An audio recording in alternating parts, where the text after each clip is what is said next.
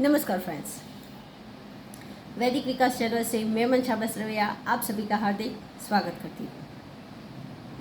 आज का हमारा टॉपिक जो है वो ज़्यादातर लोगों ने मैसेज करके या कॉल करके ही पूछा है कि आप आत्माओं के बारे में टॉपिक बना दीजिए कि आत्मा से जुड़ी समस्याएं हैं तो वो समस्याएं कैसे और क्यों होती हैं। ज़्यादातर लोगों ने यही पूछा है, इसीलिए सबको तो मैं पर्सनली नहीं बता सकती, इसीलिए आज का एपिसोड बना देती हूँ। जो आप इस एपिसोड को देख लेंगे तो आपकी ज़्यादातर समस्याओं का निवारण हो जाएगा, आपके प्रश्नों का आपको उत्तर भी मिल जाएगा। इसलिए आज का हमारा एपिसोड ही सब लोगों के पूछने के आंसर के अनुसार ही है। आज के हम अपने टॉपिक को शुरू करें उससे पहले मैं आप सबको बता दूं कि आप सबको हमारी चैनल और उपाय अच्छे लग रहे हों तो हमारे चैनल को लाइक करें, शेयर करें और सब्सक्राइब करें। आप यदि ज्योतिष और कुंडली से जुड़ी किसी भी समस्या के आधार पर उसका निवारण पूछना चाहते हैं तो नीचे दिए गए हमारे कॉन्टैक्ट नंबर के ऊपर आप उससे हमसे बात करके उसका निवारण पूछ सकते हैं। और आप अंत तक इस वीडियो में बने रहें। अंत में मैं आपको एक उपाय बताऊंगी जिसका प्रयोग करके आप अपने जीवन को काफ़ी हद तक सरल बना सकते हैं। आज का हमारा टॉपिक है कि आत्माओं का प्रभाव हमारे जीवन पर कैसे होता है। तो जैसा ईश्वर से बनी हुई जो प्रकृति है वो हर किसी एक नियम के आधार पर ही चलती है। और उस बात को बताने के लिए मैं आप सबको तुलसीदास जी के चरित्र की दो घटनाओं की बात बताती हूँ, जो आप दोनों ही सुनने के बाद आपको अपने प्रश्नों के जवाब मिल जाएंगे कि आत्माओं का प्रभाव हमारे जीवन पे यदि किसी को है तो कैसे, आपको उत्तर मिल जाएगा। तुलसीदास जी का जो समय था वो काफ़ी पुराना समय था। उस समय में सोच कार्य के लिए सब अपने घर से दूर जाते थे। तो तुलसीदास जी अपने दैनिक कार्य में सोच कार्य के लिए अपने घर से दूर जाते थे तो रास्ते में एक बबूल का पेड़ आता था जो निर्जन जैसी जगह पे था। इसलिए तुलसीदास जी सोचते थे कि इस निर्जन जैसी जगह पे इस बबूल के पेड़ को कौन पानी देगा। तो जब तुलसीदास जी दैनिक कार्य में वो जाते थे तो ज़्यादा पानी लेके जाते थे, बड़ा लोटा भर के जाते थे। और जब वापस आते थे तो उस बबूल के पेड़ को पानी देते थे और सोचते थे कि इससे पानी मिलेगा तो ये निर्जन वन में इसे कौन पानी देगा। ऐसी सोच के साथ दैनिक तुलसीदास जी उस बबूल के पेड़ को पानी देते थे। अब एक दिन की ऐसी बात हुई कि जब उन्होंने पानी दिया और वापस निकले तो उस बबूल के पेड़ से एक आत्मा निकली और उस आत्मा ने कहा कि आप इस बबूल के पेड़ को पानी देते थे इस निर्जन जगह पे, तो आप जो पानी डालते थे वो पानी मुझे मिलता था और वो पानी पी के मेरी आत्मा काफ़ी संतुष्ट होती थी। और आज मेरा यहाँ रहना समय ख़त्म हो गया है, समाप्त हो गया है, इसलिए मैं यहाँ से जा रहा हूँ। लेकिन आपका मेरे ऊपर बहुत बड़ा उपकार है। मैं कितने समय से, कितने सालों से यहाँ मैं बिना पानी के प्यासा यहाँ कितने साल से बैठा था, लेकिन जब से आपने मुझे पानी देना शुरू कर दिया तब से मुझे कितनी शांति मिली है। तो आपने मेरी काफ़ी मदद की है यहाँ समय पसार करने में। तो मैं यहाँ से जा रहा हूँ तो आप मुझसे कोई भी मदद मांग लें ताकि मैं आपका कर्ज चुका सकूँ। तो आप जो चाहे वो मैं आपको दूंगा, आप मुझसे मांग लीजिए। तो तुलसीदास जी ने कहा कि तुम जो चाहे यदि मुझे दे सकते हो तो मैं तो भगवान राम का भक्त हूँ, तो तुम मुझे भगवान राम के दर्शन करवा दो। तो उस आत्मा ने कहा कि मेरी इतनी ताकत तो नहीं है कि मैं आपको भगवान राम के दर्शन करवा दूँ, लेकिन हाँ मैं आपको हनुमान जी का पता दे सकता हूँ। आप कि जो सत्संग जो शाम को आप दैनिक रात को करते हैं, कि आप जो शाम को जो सत्संग करते हैं गांव के बाहर, वहाँ पे रात में जो एक बूढ़ा इंसान जो सबसे आखिर में आके बैठता है वही स्वयं हनुमान जी है। आप उनसे मिलके भगवान राम का पता पूछ लीजिएगा, हनुमान जी स्वयं आपको भगवान राम का पता बता देंगे। उस तरह उस आत्मा ने तुलसीदास जी को भगवान राम का पता बताते हुए हनुमान जी का पता बता दिया। यहाँ एक चरित्र की बात समाप्त हुई। अब मैं आपको दूसरे चरित्र की बात बताती हूँ कि एक दिन की बात है कि तुलसीदास जी सो रहे थे अब मनुष्य समाज ही ऐसा है कि यदि किसी की प्रतिष्ठा बढ़ती हो, कोई लोग उसे सपोर्ट करते हो, ज़्यादातर लोग उसे अच्छा अच्छा बोलते हो, तो हर कोई इंसान का हर कोई उसका हितैषी नहीं हो सकता। कुछ लोगों से उससे दिक्कत भी होती है, कुछ लोगों को ईर्ष्या भी होती है। इसीलिए तुलसीदास जी जिस गाँव में रहते थे वहाँ सारे के सारे लोग तुलसीदास जी ज़्यादा कहते थे, क्योंकि तुलसीदास जी के बारे में ऐसी एक कहानी भी, ऐसी एक साखी भी बोली जाती है कि तुलसीदास चंदन घिसे तिलक करे रघुवीर। ऐसा कहा जाता है कि जब चौराहे पे बैठ के तुलसीदास जी जब चंदन का टीका सबको करते थे, तुलसीदास जी ऐसा सोचते थे कि मैं जितने लोगों को टीका लगा रहा हूँ उनमें से कोई ना कोई तो मेरे राम अवश्य है। और उसी प्रकार तुलसीदास जी जब टीका लगाना शुरू करते थे सबको, तो भगवान राम स्वयं किसी ना किसी स्वरूप में आके तुलसीदास जी से टीका लगवा ही जाते थे। इस प्रकार तुलसीदास जी की प्रतिष्ठा बढ़ती जाती थी। तो कुछ ब्राह्मण लोगों को इससे दिक्कत थी, तो वो सोचते थे कि जब तक तुलसीदास इस गांव में है तब तक कोई हमें मान प्रतिष्ठा नहीं देगा, हर कोई तुलसीदास तुलसीदास ही बोलता रहता है। इसलिए हम ऐसा करते हैं कि तुलसीदास को ही मार डालते हैं।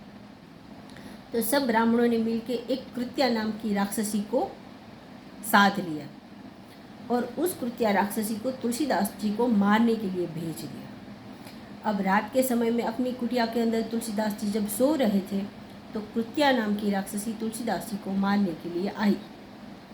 जब कृत्या राक्षसी तुलसीदास जी को मारने के लिए आई तो तुलसीदास जी भगवान राम के भक्त थे, और जो भगवान राम का भक्त होता है या हनुमान जी का भक्त होता है उनकी रक्षा तो स्वयं हनुमान जी करते हैं। इसलिए तुलसीदास जी सो रहे थे और तुलसीदास जी की कुटिया के बाहर हनुमान जी तुलसीदास जी का पहरा लगाते थे।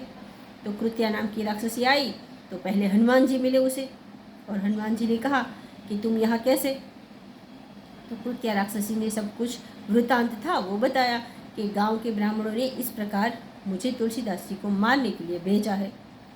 तो तब हनुमान जी ने कहा कि तुलसीदास जी ने कोई गलती की है, किसी ब्राह्मण को दुख पहुंचाया है, किसी प्रकार से तुलसीदास जी ने किसी को बुरा भी सोचा है, किसी का बुरा किया है। तो कृत्या ने कहा नहीं, तुलसीदास जी ने तो किसी का बुरा नहीं किया है। यदि तुलसीदास जी की वजह से उन्होंने किसी वर्तन से किसी ब्राह्मण को ठेस पहुंचाई हो, दुख पहुंचाया हो या किसी प्रकार से उन्हें नुकसान पहुंचाया है, तो कृत्या ने कहा नहीं, ऐसा तो कुछ भी नहीं हुआ है। और यदि तुलसीदास ने किसी भी प्रकार से किसी भी ब्राह्मण को दुख नहीं पहुंचाया है, नुकसान नहीं पहुंचाया है, तो तुलसीदास जी की रक्षा के लिए तो सर मैं खड़ा, तुम उसका बाल भी बांका नहीं कर सकती, तो तुम्हें मुझसे पहले लड़ना होगा। तो कृत्या ने कहा नहीं महाराज, मैं कैसे आपसे युद्ध कर सकती हूँ। हनुमान जी ने कहा कि यदि तुलसीदास जी ने किसी भी ब्राह्मण को ठेस पहुँचाई हो, नुकसान पहुँचाया हो, तो मैं यहाँ से दूर हट जाता हूँ। तुम तुलसीदास जी को सजा दे सकती हो, भगवान के वो भक्त हैं, वो बात सही है, लेकिन किसी को नुकसान पहुँचाने का हक तो उनको भी नहीं है। लेकिन कृत्या ने कहा नहीं महाराज, तुलसीदास जी ने तो किसी का बुरा नहीं किया है। तो हनुमान जी ने कहा तो फिर मैं खड़ा हूँ, तुम पहले मुझसे युद्ध कर लो और मुझे जीत लो, फिर तुलसीदास जी को मार डालना। कृत्या ने कहा नहीं महाराज, मैं तो ये कर ही नहीं सकती, आपसे मैं कैसे युद्ध करूँगी। तब हनुमान जी ने कहा कि तुलसीदास जी का कोई गुनाह नहीं है, तो फिर उन्हें सज़ा कैसी। तो जो कोई भी ब्राह्मण है उन्होंने तुलसीदास जी का जो भी बुरा करना चाहा है कि ब्राह्मणों ने तुलसीदास जी को मारने के लिए तुम्हें भेजा है, तो अब मैं तुम्हें कह रहा हूँ कि ब्राह्मणों ने तुलसीदास जी को मारने की सोची है तो तुम उन सभी ब्राह्मणों को मार डालो, क्योंकि जो किया है उसका फल उन ब्राह्मणों को भी भोगना पड़ेगा, क्योंकि तुलसीदास कोई गुनहगार नहीं है। फिर कृत्या हनुमान जी का आदेश पाके वापस गई, और जो ब्राह्मणों ने बिना वजह तुलसीदास जी को दुख पहुँचाना, परेशान करना क्या सोचा था, उन सभी को हनुमान जी ने वापस भेज के कृत्या के हाथों से उनका न्याय करवा दिया, और कृत्या ने सभी ब्राह्मणों को मार दिया। तुलसीदास जी के ये दोनों चरित्र से यही समझ मिलती है कि किसी का भी यदि किसी भी प्रकार से बुरा आप सोचेंगे, करेंगे, तो आपको किसी भी प्रकार से कभी ना कभी कहीं ना कहीं सज़ा मिल ही जाएगी। और यदि आपका कोई गुनाह ही नहीं है, आपने कभी किसी का बुरा किया तो नहीं है, सोचा भी नहीं है, तो आप जिस किसी भगवान की, यहाँ तो हनुमान जी की बात है तुलसीदास जी के बारे में, लेकिन आप किसी भी भगवान के किसी भी स्वरूप को मानते हो, आप किसी भी ईश्वर की तत्व के स्वरूप को मानते हो, तो उस ईश्वर की किसी भी शक्ति से आपकी रक्षा होती रहेगी। आप यदि सही है तो आपका कोई बाल भी बांका नहीं कर सकता, आपके बारे में कोई बुरा सोच भी नहीं सकता। जो सोचेगा उसका वही हाल होगा जो आपके बारे में करना चाहता है। बशर्ते आपकी कोई सजा नहीं होगी, आप गुनहगार ना हो तो, लेकिन स्वयं आप भगवान को मानते भी हैं, लेकिन किसी का बुरा करना सोचते हैं। उन ब्राह्मणों की तरह वो ब्राह्मण थे, लेकिन तुलसीदास जी का बुरा सोचते थे, तो हनुमान जी ने उनको भी सजा दिलवा दी। हनुमान जी ने यह भी कहा कि यदि तुलसीदास जी का कोई गुनाह हो तो मैं एक तरफ हो जाता हूँ, तुम तुलसीदास जी को सजा दे दो। उससे ये बात भी पता चलती है कि हम यदि भगवान के कितने भी बड़े भक्त हों, लेकिन हम किसी के गुनहगार हैं, किसी का हमने किसी भी प्रकार से गलत किया है, तो ईश्वर का कोई भी स्वयं साक्षात परमात्मा आपके सामने खड़े हो तो भी हमें सज़ा मिलने से रोक नहीं पाएंगे। गुनाह किया है तो सज़ा मिलती ही है। हनुमान जी के कहने पे कृत्या वापस भी चली गई और हनुमान जी उनकी रक्षा के लिए भी रह गए।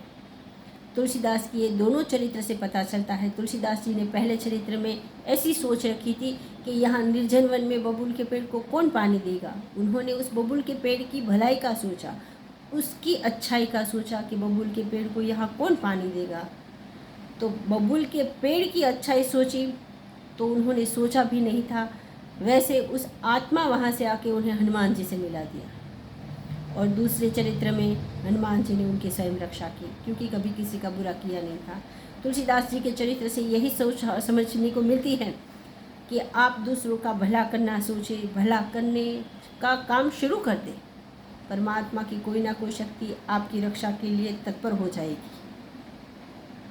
उसी प्रकार जो ये प्रकृति में बने हुए जो पूरा संसार है, उनमें आत्माएं भी हैं, वो भी अपने तत्वों के अनुसार रहती होगी, लेकिन आप उनका भी भला करेंगे तो आपका भला होगा। और कितने लोग सोचते हैं कि कोई आत्माएं हमें परेशान करती है, समस्याएं देती है, तो इस चरित्र से आपको समझ में आ जाएगा कि आप किसी भी प्रकार से गुनाह में होंगे तो सज़ा मिलेगी, बिना गुनाह के सज़ा नहीं होती। यहाँ टॉपिक और सीख दोनों ख़त्म हुए। आज मैं आपको उपाय बता देती हूँ कि यदि किसी के जीवन में कर्जा इतना ज़्यादा बढ़ गया है कि जो ख़त्म होने का नाम ही नहीं ले रहा है, कर्जा बढ़ता ही जा रहा है और पैसा नहीं आते हैं, आप कर्जा चुका नहीं पा रहे हैं, तो यदि आपको कर्जा चुकाने की इच्छा है, आप कर्जा चुकाना चाहते हैं, तो आपको रोटी के ऊपर घी लगा के उसमें एक आलू, गुड़ और किसी भी बेसन से बनी कोई भी चीज़ उसमें रख के आप गाय को देना शुरू कर दीजिए। आपको रोटी, गुड़, आलू और बेसन से रखी चीज़ आपको गाय को देना शुरू कर देना है। दैनिक क्रिया में आप ये करना शुरू कर दीजिए। धीरे धीरे आपके ऊपर कितना भी बड़ा क्यों ना कर्जा हो, वो चुक जाएगा, आपका सारा का सारा कर्जा आपसे उतर जाएगा। इस प्रयोग का प्रयोग करके आपके जीवन की जो कर्जे की समस्या है उससे आपको निजात मिल जाएगी। आज का हमारा यह उपाय और टॉपिक दोनों ख़त्म हुआ। यदि आपको हमारे उपाय और टॉपिक अच्छे लग रहे हो तो हमारे चैनल को लाइक करें, शेयर करें और सब्सक्राइब करें। परमात्मा सभी का भला करें।